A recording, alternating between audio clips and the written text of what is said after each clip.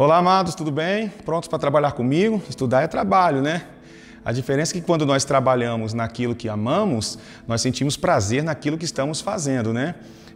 Principalmente quando nós trabalhamos naquilo que amamos e sabemos que o que estamos fazendo vai trazer grandes benefícios, não somente para a minha vida, mas também para todos que me cercam.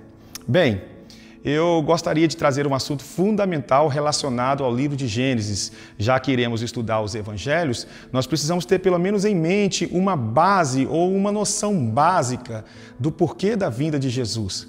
Já sabemos que os evangelhos falam de sua vida, de seu ministério, e por isso nós precisamos voltar no tempo e reconstruir esse entendimento fundamental, ok? Já sabemos do Antigo Testamento, de Gênesis a Malaquias, o último livro do Antigo Testamento, né? Que nós temos toda a preparação da chegada do Redentor, certo? Na verdade, vai até um pouco mais além disso, mas fica para uma próxima aula aí que eu vou falar sobre isso, tá bom? Bem, eu preciso estabelecer aqui umas verdades básicas de como se olhar para o Antigo Testamento. Preste muita atenção nisso, tá? Porque isso é muito importante. O que se inicia no Antigo Testamento se completa no Novo Testamento. O Novo Testamento explica o Velho Testamento. O Velho Testamento é profecia, o Novo é o cumprimento dessa profecia. O que acontece no Antigo Testamento de uma forma literal aponta para verdades espirituais no Novo Testamento. Por exemplo, literalmente no Antigo Testamento se oferecia um cordeiro, lembra? Um cordeiro como oferta a Deus. Hoje, em nosso tempo, na Nova Aliança, nós não precisamos mais oferecer um cordeiro literal a Deus, pois aquele cordeiro literal apontava para uma grande e maravilhosa verdade espiritual, que é Jesus, que é o nosso cordeiro que tira o pecado do mundo. Glória a Deus, né? Outro exemplo é aquele sangue que Israel precisou passar ali nos umbrais das portas para que a morte não tragasse os seus primogênitos, lá no Egito. Aquele sangue apontava para o sangue de Cristo, nosso Cordeiro Pascal, né? A palavra Páscoa tem esse significado de passar por cima, pois o anjo da morte, ao ver o sangue do Cordeiro, passou por cima dos israelitas e atingiu todos os primogênitos ali dos egípcios, tá bom? Um melhor entendimento a respeito do significado do Antigo Testamento ou a Antiga Lei está descrito aí no livro de Hebreus, tá bom? Lá em Hebreus capítulo 10, versículo 1, o autor diz que a lei, ou seja, o Velho Testamento, não é a imagem perfeita das coisas, mas a sombra de bens vindouros. Presta muita atenção nisso. O Antigo Testamento é sombra, viu só? A sombra aponta para a substância, a sombra afirma que existe uma substância. Podemos saber pouco a respeito de algo se olharmos apenas para a sombra, concorda? Não podemos perceber grandes detalhes que só a substância revela para nós. Vou te dar um exemplo melhor. Se você me conhecesse somente pela minha sombra, não saberia a cor dos meus olhos, o tamanho do meu nariz, a cor dos meus cabelos e diversas outras diferenças que a sombra não pode revelar. O máximo que a sombra pode nos mostrar é que de fato existe uma substância, né? Não há sombra se não tiver a substância para projetá-la. Entre a sombra e a fonte de luz existe uma substância. A luz toca a substância projetando uma sombra, não é assim? O Antigo Testamento era uma sombra do Novo Testamento. Agora, em Cristo, nós podemos compreender com muita profundidade o que o Antigo Testamento apontava, né? Por quê? Porque o Antigo Testamento, todo ele, né, aponta para Cristo. Cristo é a substância real na qual o Antigo Testamento apontava. Uau! Eu quero te mostrar algo aí muito interessante. Na verdade, essa é uma maneira muito inteligente que aprendi de como olhar para o Antigo Testamento e quero passar isso para você. Se você puder, pegue uma caneta e papel para desenhar aí comigo, beleza? Vamos lá? Veja aí. Temos 3 números 5, um atrás do outro, dessa maneira aí. 5, depois outros 5 e mais o número 5. Tá vendo? Um atrás do outro aí, ó. Muito bem. Embaixo do primeiro 5, você coloca o número 12, tá? Embaixo do último número 5, à direita, você também coloca o número 12, beleza? Agora veja essa imagem já com os quadros fechados. Se quiser, desenhe aí em seu caderno ou bloco de anotação que você talvez esteja usando para esse estudo, beleza? Dê pausa aí no vídeo se for preciso.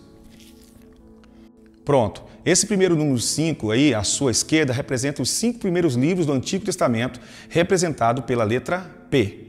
E o número 12, embaixo dele, né, são os 12 livros históricos representados pela letra H, certo? Continuando então, o número 5 do meio representa os poéticos ou os livros de sabedoria, representados pela letra P.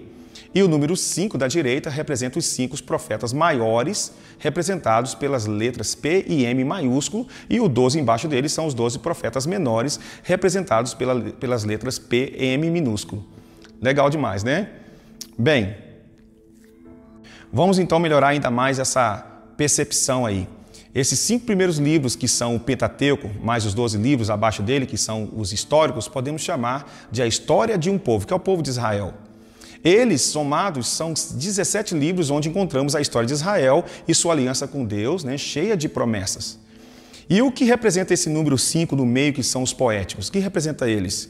Eles representam os sentimentos desse povo, tá? Ali nesses livros você encontra os sentimentos, as orações, os choros, as lamentações, o clamor desse povo. E esses 5 livros profetas maiores e os 12 profetas menores falam dos sermões que Deus pregou para esse povo de Israel, que viveu todos esses sentimentos aí. Legal, né? Muito bom. Visualize isso aí, né? Visualize bem, desenhe, mentalize. É uma forma bem legal de você já ter esse quadro panorâmico aí do Antigo Testamento. Então nós conseguimos montar aqui uma estrutura, uma espécie de fórmula que nos permite ter uma visão organizada do Antigo Testamento, beleza? Muito bom então, queridos. Hoje, basicamente, eu quero focar em um livro muito especial do Antigo Testamento, tá? O livro das origens, o livro de Gênesis. Esse livro é top demais. Você sabe que para antes mesmo de você estudar qualquer coisa, você precisa organizar todo o material, não é assim? Para que você mesmo não se perca no estudo, né?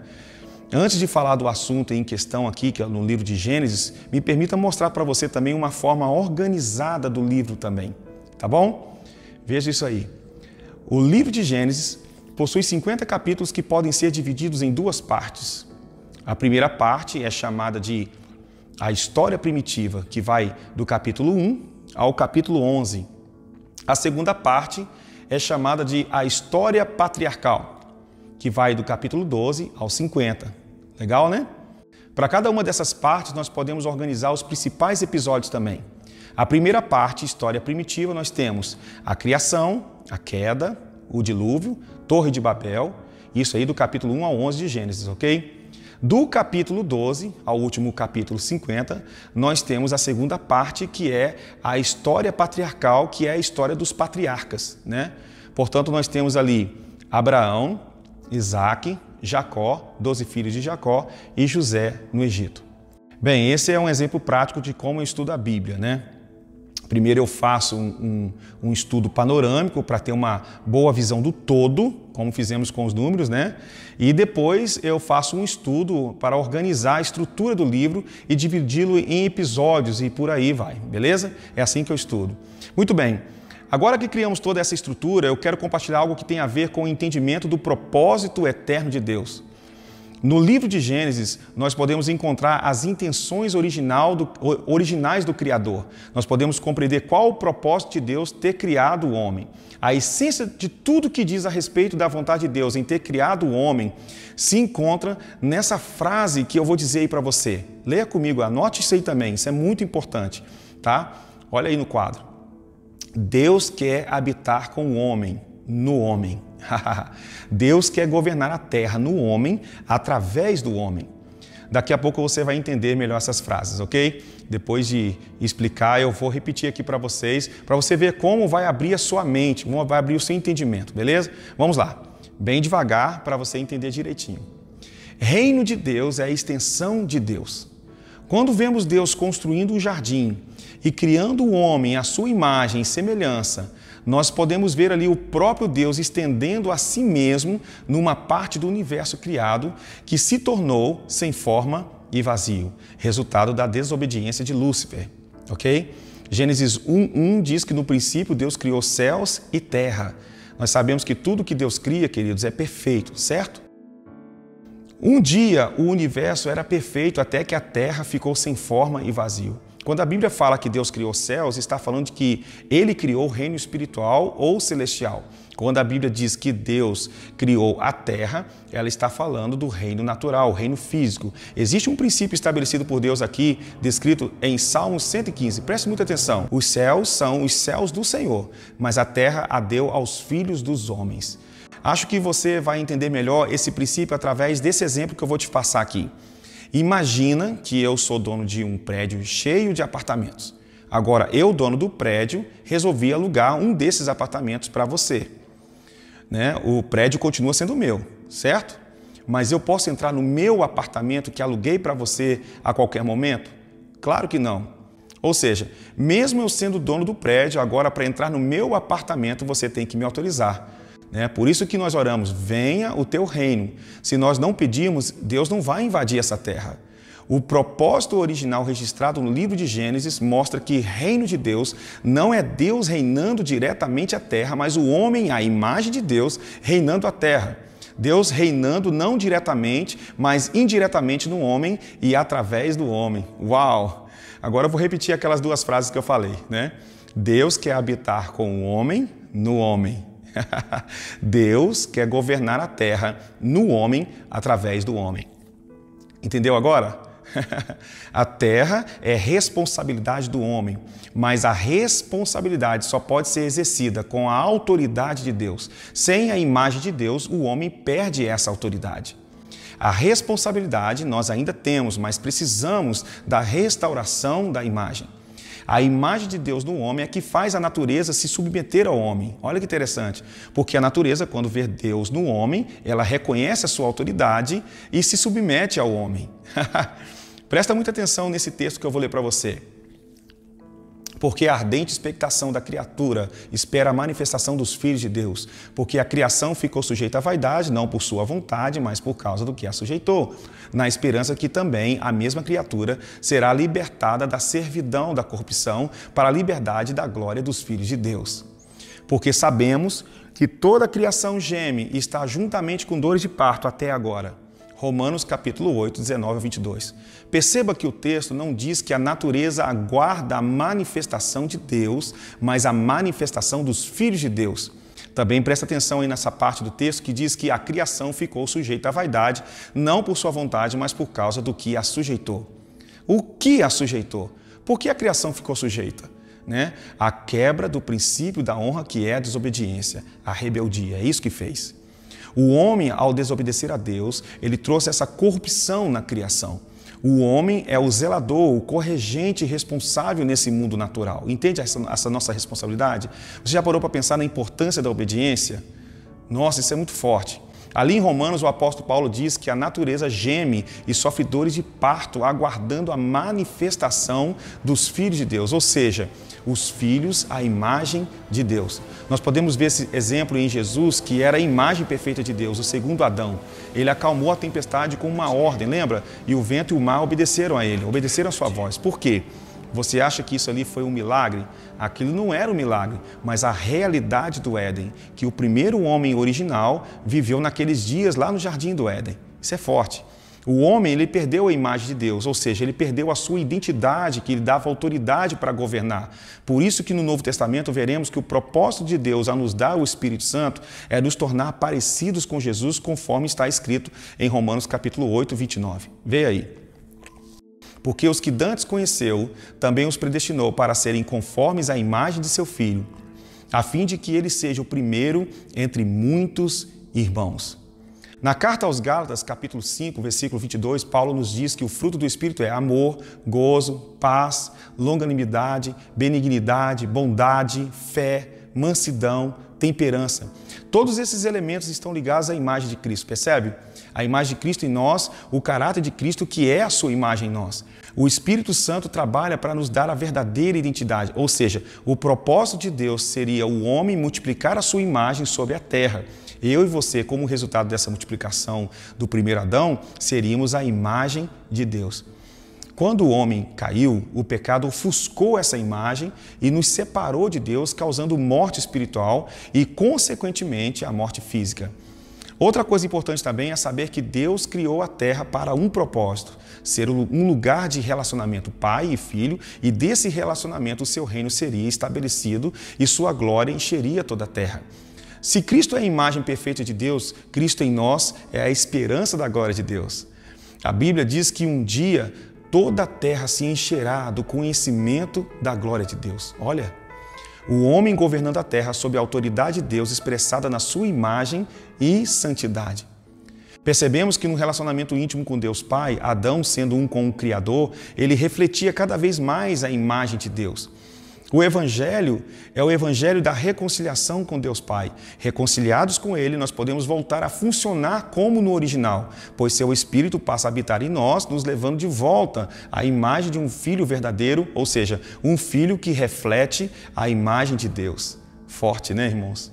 Muito, muito forte. O livro de Gênesis nos revela o propósito de Deus. Esse propósito vimos através das intenções do Criador nos primeiros capítulos de Gênesis ao criar o homem, estabelecendo um lugar de relacionamento, o Jardim do Éden, certo?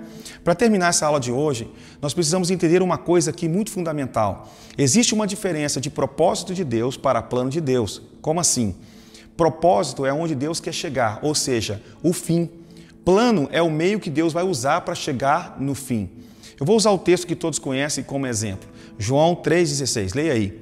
Porque Deus amou o mundo de tal maneira que deu o seu único Filho para que todo aquele que nele crê não pereça, mas tenha a vida eterna. Qual é o propósito no texto? Vida eterna. E qual é o plano? Dar o seu Filho. Ou seja, salvação não é o propósito de Deus.